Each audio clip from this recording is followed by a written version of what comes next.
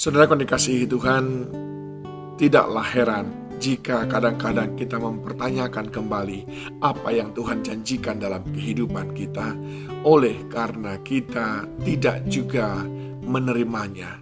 Janji yang disampaikan tidak kunjung tiba.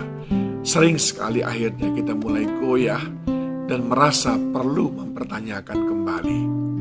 Hal yang sama pernah dialami oleh bapa orang beriman, yaitu Abraham.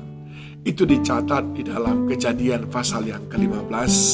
Saya bacakan beberapa ayat untuk saudara.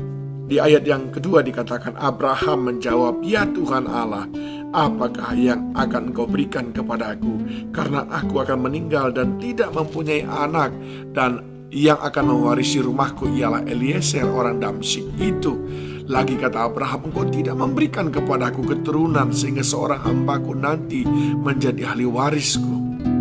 Tapi apa kata Tuhan kepadanya, saudaraku? "Orang ini tidak akan menjadi ahli warismu, melainkan anak kandungmu, dialah yang akan menjadi ahli warismu." Lalu Tuhan berkata kepada Abraham, "Coba lihat ke langit, hitunglah bintang-bintang.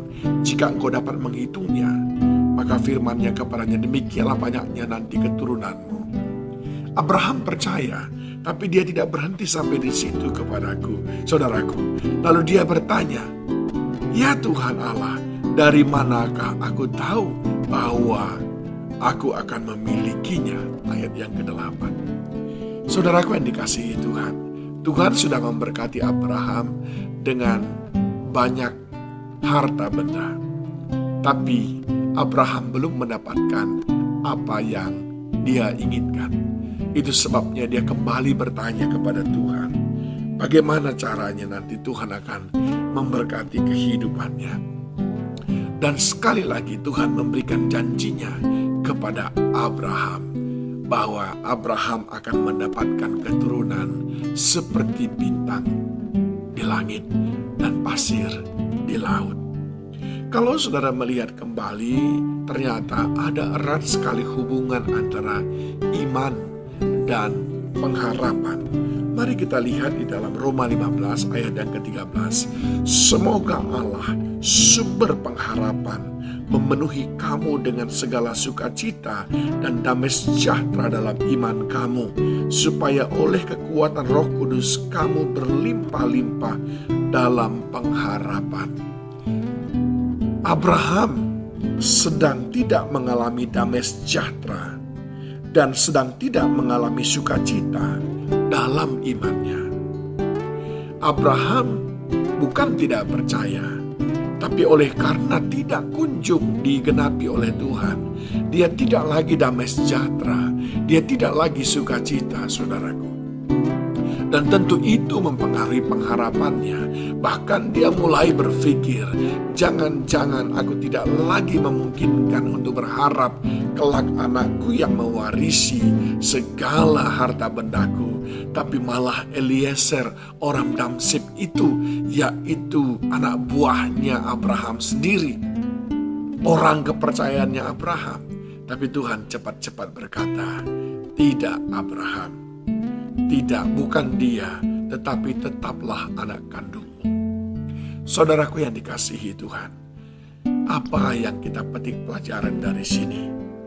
Yang pertama, kita tidak bisa mendustai bahwa ada masa-masa di mana kita pun tidak lagi mengalami sukacita dan damai sejahtera dalam menjaga, memelihara iman kita, karena Tuhan belum juga menyatakan kuasa-Nya untuk memenuhi apa yang kita inginkan. Kita gak perlu pura-pura damai sejahtera, saudaraku. Kita gak perlu membohongi diri, "Ya aku ini orang beriman, malulah kalau dilihat orang aku sekarang kok agaknya mempertanyakan kembali janji Tuhan." Itu adalah manusiawi, saudaraku. Tetapi jangan berhenti di situ. Yang kedua adalah kita harus mengandalkan kekuatan Roh Kudus yang akan melimpahi kita dengan pengharapan. Datang kepada Roh Kudus, Dia adalah Roh penolong yang akan memberikan kita pertolongan. Dia akan mengajari kita berdoa supaya Tuhan kembali diingatkan akan janjinya. Roh Kudus itu adalah sahabat kita dalam segala keadaan. Ketika saudara sedang tidak damai sejahtera, saudara sedang kehilangan sukacita oleh karena apa yang saudara imani selama ini, bahkan Tuhan sudah pernah janjikan belum juga kunjung datang. Jangan mengadu kepada orang yang juga mengalami kekecewaan. Jangan malah mencari orang juga yang mengalami hal yang sama. Itu akan melemahkan saudara. Tapi datang kepada Roh Kudus. Dia akan menghibur saudara. Dia akan menolong saudara. Dan dia akan menemani saudara. Dan dia akan mengajari saudara bagaimana caranya berdoa supaya Tuhan mengerjakan bahkan lebih banyak daripada apa yang kita bisa doakan. Oleh sebab itu, saudaraku yang dikasihi Tuhan, marilah kita terus berharap hanya kepada Tuhan. Tatkala apa yang kita imani selama ini belum juga kunjung tiba, ingat, jangan salah tempat saudara pergi. Datang kepada Roh Kudus. Dia yang akan mengajari saudara. Dia yang akan menolong saudara. Dia yang akan menghibur saudara. Dan dia tidak pernah tinggalkan saudara. Lewat dia, pengharapan itu akan kembali bangkit. Bahkan tidak hanya sekedar bangkit. Saudara akan menemukan pengharapan yang berlimpah-limpah. Seperti yang dialami oleh Abraham.